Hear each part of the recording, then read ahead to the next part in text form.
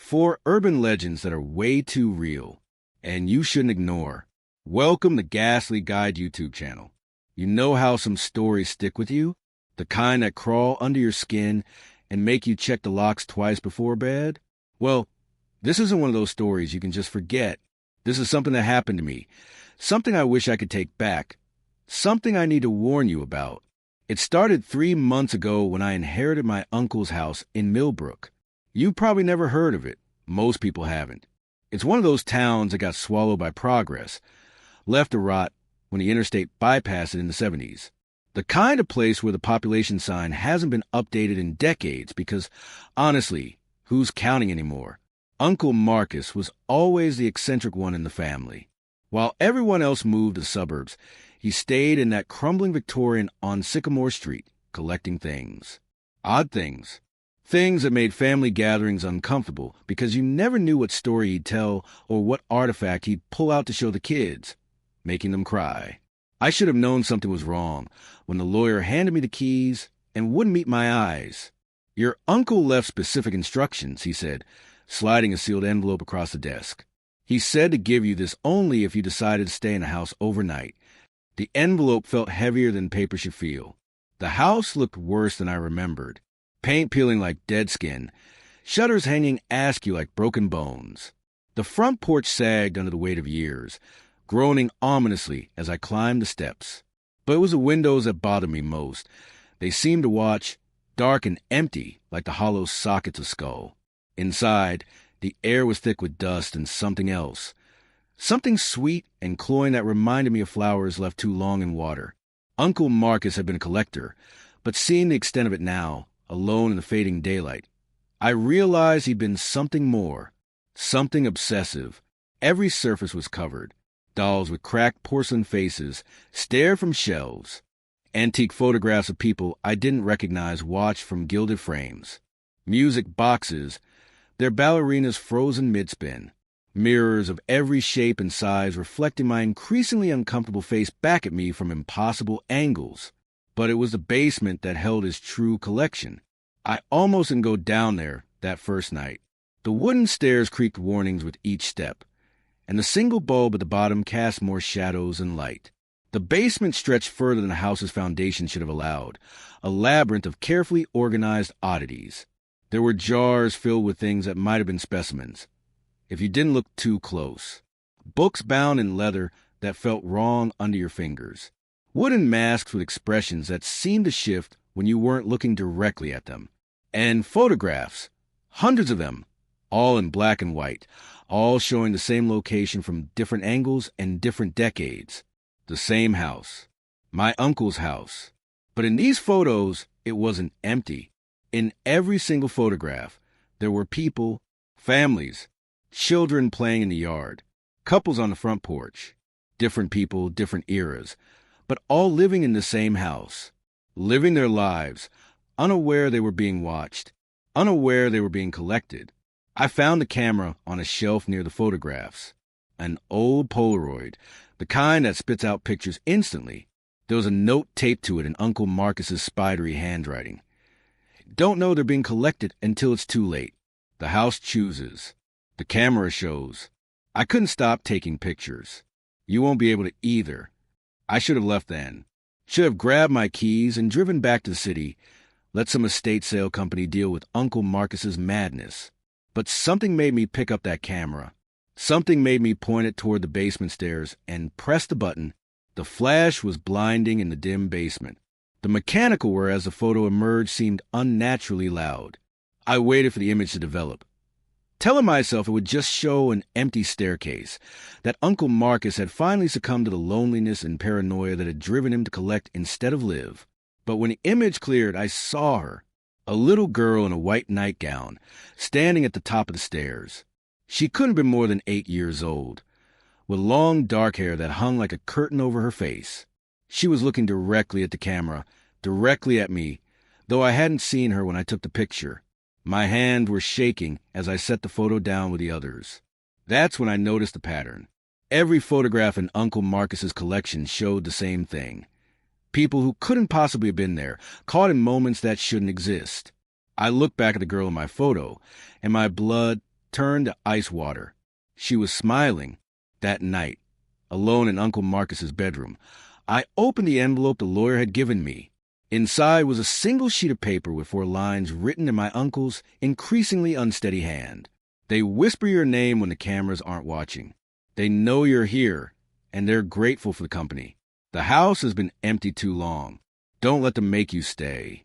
As I read those words, I heard it, a soft tapping on the bedroom door.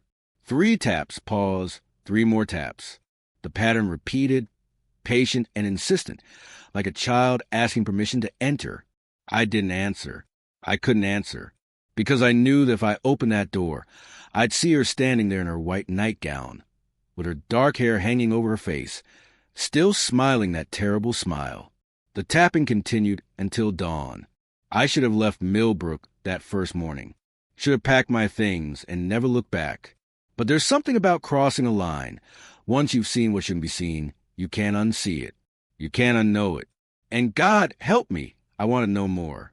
The camera sat on the kitchen table where I'd left it, innocent as any object could be, in daylight, surrounded by the mundane reality of coffee cups and morning light. It was easy to tell myself I'd imagined everything. Easy until I looked at the photograph again. The little girl was still there, still smiling, but something had changed. Her head was tilted at a different angle, as if she'd moved between the time I'd looked away and looked back, which was impossible, of course. Photographs don't change. Dead children in white nightgowns don't move. But I couldn't shake the feeling that she was looking at me differently now. Less curious, more expectant. I spent that morning exploring the house in daylight, trying to rationalize what I'd experienced. Uncle Marcus had always been eccentric, prone to flights of fancy. Maybe he doctored the photograph somehow, created an elaborate hoax to scare away potential inheritors. Maybe the isolation had driven him to construct an elaborate fantasy world. Maybe, but maybes don't explain the cold spots I found in certain rooms. Maybes don't explain why some of the mirrors showed reflections that lingered a fraction of a second too long. And maybes definitely don't explain what I found in Uncle Marcus's journal. I discovered it hidden behind a loose floorboard in the study, wrapped in oilcloth like something precious, or dangerous. The entries spanned 20 years, starting normal enough. Uncle Marcus had inherited the house from his grandfather, just as I'd inherited it from him. He'd planned to renovate, to restore it to its former glory.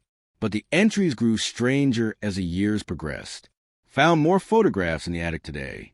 They're old, some from the 1920s, others from the 40s and 60s, all taken in this house. But I don't recognize any of the people. There are dozens of them. How did Grandpa accumulate so many family photos of strangers? Started cataloging the collection. Something odd. In several photos, there are people in the background who appear in other photos from different decades. Same faces, same ages. Found one woman who appears in photos spanning 40 years, and she never ages a day. The camera, found in the basement, wrapped in cloth. When I hold it, I can hear whispers, faint, like voices from another room. They're telling me to take pictures. They want to be seen. Took my first photo today, just of the empty living room. But when it developed, there was a man sitting in the chair by the window. He waved at me. The handwriting grew more erratic as the entries continued. Uncle Marcus became obsessed with photographing every room, every corner, every shadow. And in every single picture, there were people. Families who had lived in the house decades ago. All of them trapped somehow. All of them grateful for his attention. They're not ghosts, exactly. Ghosts are echoes of the dead. These are impressions. Moments caught and held by something in the house itself. The camera doesn't create them. It reveals them. They've been here all along, invisible, watching. Mrs. Henderson from the 1950s made cookies today. I could smell them baking, but when I went to the kitchen, the oven was cold. She smiled at me from the photograph I took yesterday and pointed to the counter. There was a plate of cookies there, still warm. I understand now. The house is alive. It feeds on human presence, on family warmth, on the energy of people living their lives. But when people leave or die, some part of them remains.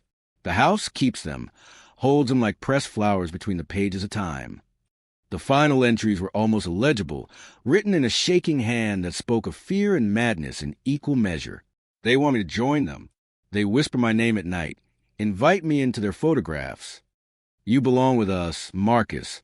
They say, you've been alone so long. We can keep you company forever. I see myself in the photographs now, standing with families I never met, in rooms where I never posed. The house is making me part of its collection. I can feel myself fading, becoming an impression, a moment caught and held. If someone reads this, burn the camera. Burn the house.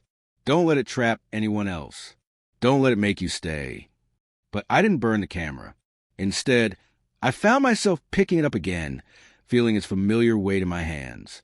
The whispers Uncle Marcus wrote about. I could hear them now, faint as wind through leaves.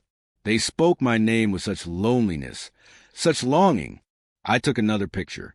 This time it was a living room, the same angle Uncle Marcus had photographed dozens of times. When the image developed, I saw them all, every family that ever lived in this house, gathered together in impossible harmony. Children playing on the rug while their great-grandparents watched from chairs that had been sold decades ago. A woman in 1920s dress serving tea to a family from the 1960s.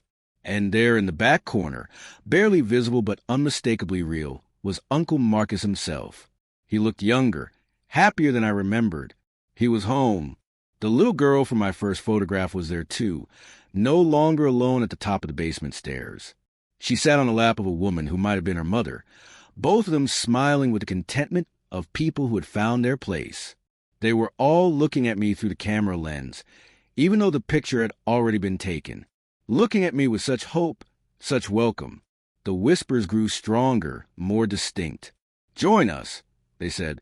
You don't have to be alone anymore. We're family here. We're eternal here. We're home. I found myself raising the camera again, pointing it at the hallway mirror. My finger hovered over the shutter button. Just one more picture. What harm could one more picture do?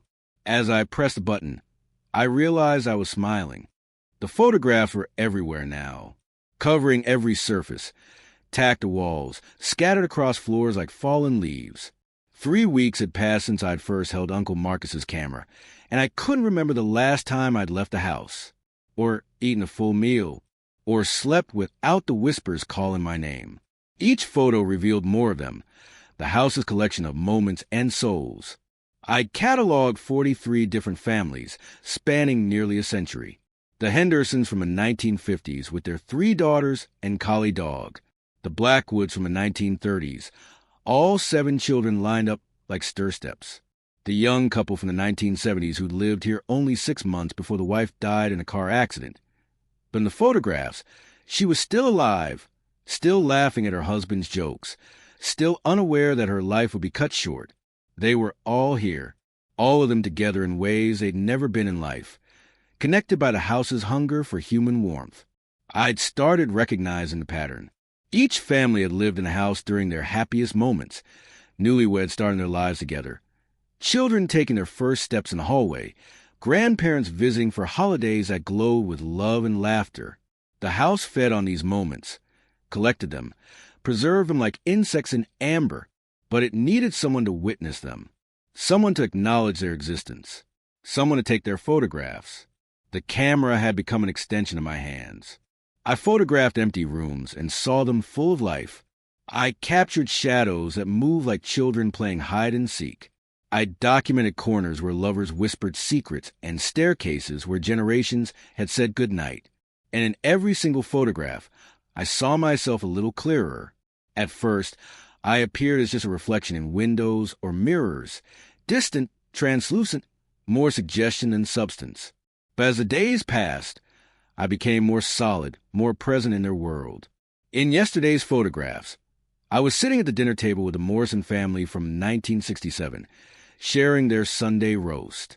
This morning's pictures showed me reading bedtime stories to the Patterson children from 1943. I was becoming part of the collection. The realization should have terrified me, should have sent me running for the car, fleeing back to my real life in the city. But the truth was, I'd never felt more home.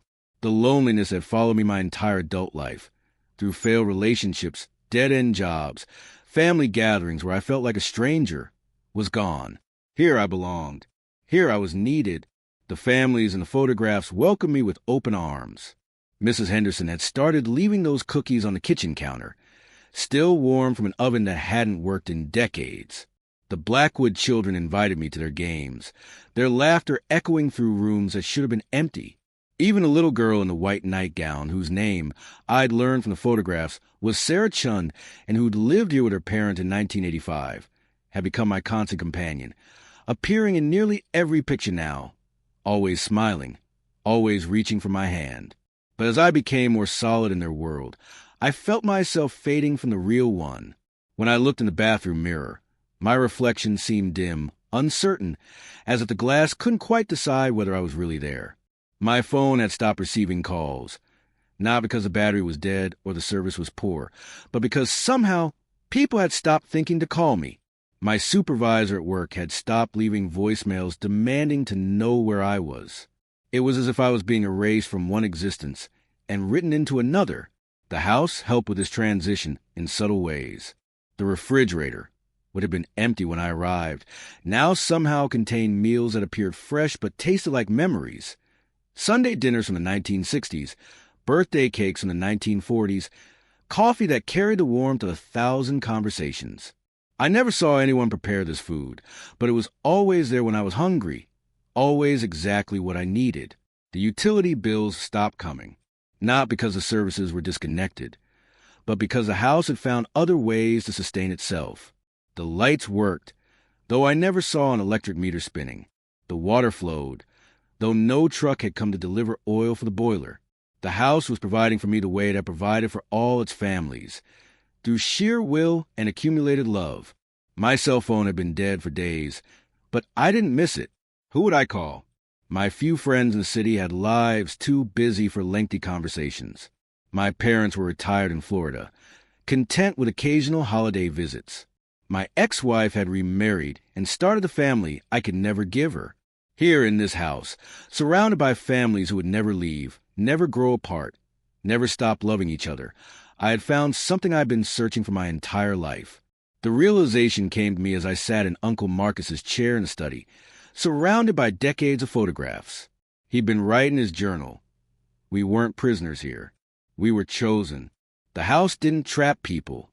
It saved them from the loneliness of the modern world, from the isolation that ate away at souls like acid. I picked up the camera again, feeling its familiar weight, hearing the whispers that had become as natural as my own heartbeat. This time, I pointed it at myself, holding it at arm's length like a selfie. The flash was warm, welcoming. As the photo developed, I watched my image appear alongside all the families I'd come to know and love. But something was different this time. Instead of the uncertain, fading figure I'd been becoming, I looked solid, real, permanent. I looked home. Behind me in the photograph, Uncle Marcus stood with his hand on my shoulder, smiling with the pride of someone who'd successfully passed on a sacred responsibility. The families gathered around us, the Hendersons with their cookies, the Blackwood children with their toys, Sarah Chan in her white nightgown, reaching up to take my hand. "Welcome to the family," the whispers said, and for the first time in 3 weeks, they sounded like they were coming from inside my own head instead of from the walls around me. I set the camera down and looked around the study, at the photographs covering every surface, at the impossible collection of moments and memories, at the visible proof that love could transcend death, that family could last forever. Tomorrow, I would take more pictures. I would document every corner of happiness the house had preserved, every second of joy it had saved from the entropy of time. And when another lonely soul inherited this place, when they found a camera and felt its weight in their hands, I would be here to welcome them. After all, no one should have to be alone, not when there was so much love to share. The camera felt different in my hands tonight, heavier somehow, as if it carried the weight of every photograph it had ever taken, every moment it had preserved, every soul it had claimed. I'd been in Uncle Marcus's house for 6 weeks now, or was it 7? Time moves strangely when you're living between moments, existing in the spaces where past and present blur together like watercolors in rain. I hardly remember my old life anymore. The apartment in the city seemed like something from a dream, a dim recollection of a world that moved too fast and cared too little. My job, my friends, my carefully constructed normal existence, all of it felt hollow compared to the rich tapestry of family life that surrounded me now. But tonight was different. Tonight, I could see the price of belonging. It started when I tried to photograph the front hallway and the camera wouldn't focus. The lens kept searching, whirring back and forth like a blind man reaching for something that should be there but wasn't. When I finally managed to take the shot, the photograph showed the hallway as it really was: empty, dusty, streaked with decay and neglect. No families gathered for Christmas morning. No children sliding down the banister. No lovers meeting under the mistletoe that hung from invisible hooks. Just emptiness, and my own reflection in the hall mirror, looking pale as parchment and twice as fragile. I tried again with the living room, then the kitchen, then the master bedroom. Same result. The photograph showed reality, the brutal, lonely truth of what this house had become. Wallpaper peeling like diseased skin, floorboards sagging with age and neglect, windows so dirty they barely let in light. And in each photograph, I appeared more ghostly, more transparent, as if I was fading away. That's when I found Uncle Marcus's final journal entry, hidden inside the camera case itself. His handwriting was barely legible, the words carved into the paper with desperate pressure. The house isn't preserving memories. It's consuming them. Every photograph doesn't capture a moment. It steals it, hollows it out, leaves only the shell behind. The families I've been seeing, they're not happy. They're hungry. They're feeding on my life force, my memories, my very substance. And when there's nothing left to take, they'll move on to the next fool who picks up this cursed camera. I understand now why Grandpa left me this house. Not as a gift, but as a burden. The camera chooses its next keeper, calls him here when the current one is almost consumed. I can feel myself disappearing, my real memories being replaced by false ones of family dinners and holiday gatherings that never happened. If you're reading this, you're already trapped. The house has been feeding on you since the moment you took your first picture. But there might be a way out. There has to be a way out. I just need to find it before... The entry ended mid-sentence, the pen trailing off as if Uncle Marcus had simply stopped existing. I looked around the study with new eyes, seeing past the illusion for the first time in weeks. The photographs covering every surface weren't windows into preserved moments of happiness. They were graves. Each one marked where a piece of someone's life had been stolen, consumed, transformed into food for something that wore the face of family, but hungered like a parasite. The whispers I'd been hearing weren't the voices of loving families welcoming me home. They were the cries of previous victims, trapped within the house's collection, calling out warnings that sounded like invitations to ears desperate to belong. And I was almost gone. When I held up my hands, I could see through them to the wall behind. My reflection in the study window was so faint it might have been a smudge on the glass. I'd been so consumed with photographing false memories that I'd let my real ones drain away like water through a sieve. But there was still time. Uncle Marcus's journal had mentioned a way out, and if he'd found it before he faded completely, maybe I could too. I searched through his papers with growing desperation, reading fragments of research that painted a horrifying picture.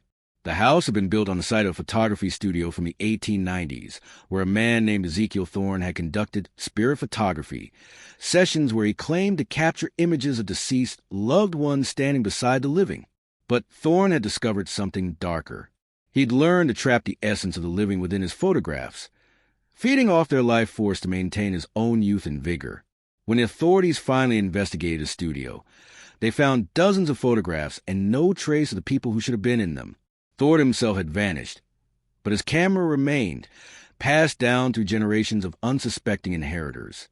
Each owner had fallen victim to the same hunger, the same desperate loneliness that made them easy prey for something that promised eternal family, eternal belonging, eternal love, at the cost of their souls. The only way to break the cycle was to destroy the source. But the camera was just a tool. The real curse lay in the house itself, in the accumulated hunger of over a century of stolen lives. I found Uncle Marcus's plan in his final notes. Hidden in the basement, beneath the collection of photographs, was Ezekiel Thorne's original darkroom, still intact, still connected to the spiritual architecture that powered the house's hunger. If I could reach it, if I could destroy the plates and chemicals that had created the first cursed images, maybe I could break the chain. But I was so weak now, so faded, that I could barely hold the camera, let alone navigate the basement's labyrinth of stolen memories. Every step felt like walking through molasses, every breath like trying to inhale fog. That's when I saw her, Sarah Chun, the little girl in the white nightgown, standing at the top of the basement stairs just as she had in my first photograph.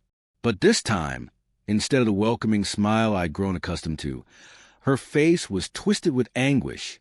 "Help us," she whispered, and her voice was like wind through a graveyard. "We're all trapped, all hungry, all feeding on you just like it fed on us. Break the chain, please." The other families appear around her. The Hendersons, the Blackwoods, the Morrisons, all the loving faces that had welcomed me into their eternal home. But now I could see past the illusion to what they really were. Hollow shells, spiritual echoes trapped in an endless cycle of consumption, forced to lure new victims to feed the house's insatiable hunger. Even Uncle Marcus was there, standing behind them with eyes full of sorrow and guilt. With the last of my strength, I stumbled down the basement stairs, past the shelves of false memories, past the jars of collected loneliness, past the mirrors that reflected nothing but emptiness. The darkroom was exactly where Uncle Marcus's notes said it would be, hidden behind a false wall that crumbled at my touch. Inside, the original plates were still hanging on lines like photographs dry in reverse. Glass negatives showing the first victims, their life force trapped in silver halide and shadow. And there, in the center of it all, was Ezekiel Thorne's original camera, ancient, brass-bound, pulsing with malevolent life. I raised Uncle Marcus's camera one final time, pointing it at Thorne's equipment. The families gathered behind me, their false warmth replaced by desperate hope. "Do it," Sarah Chin whispered. "Set us free." I pressed the shutter. The flash was blinding, nuclear bright, burning away shadows that had festered for over a century. The basement filled with the sound of breaking glass as the original plates shattered, releasing decades of trapped souls in a rush of wind that smelled like freedom. The house shuddered around us, its spiritual foundation cracking, its accumulated hunger finally starving. The whispers rose to a shriek, then faded to silence. When the light cleared, I was alone in a basement that was just a basement, dusty, mundane, free of the supernatural weight that had pressed down on it for so long. And I was solid again, real again, myself again. I climbed the stairs on shaking legs, leaving Uncle Marcus's camera behind in the ruins of Thorne's darkroom. The house felt different now, empty in a natural way, quiet without the whispers of trapped souls. Outside, the sun was rising, and for the first time in weeks, I could see it clearly through clean windows. I got in my car and drove away from Millbrook, from the house, from the collection of false memories and stolen lives. In my rearview mirror, I watched the Victorian fade into the distance, looking smaller and sadder than I remembered, like a giant that had finally laid down to rest. A week later, I heard that the house had burned down in an electrical fire. No cause was ever determined, but I knew the truth. Some hungers once starved simply fade away. I kept Uncle Marcus's journal, though someone needs to remember what happened there, needs to know that some legends are more real than we like to believe. And sometimes on quiet nights when I'm feeling particularly alone, I can still hear them. The whispers of families who found their way home at last, no longer hungry, no longer trapped, finally free to rest in whatever peace waits beyond the final frame. But I'll never pick up another camera. Some pictures are too dangerous to take.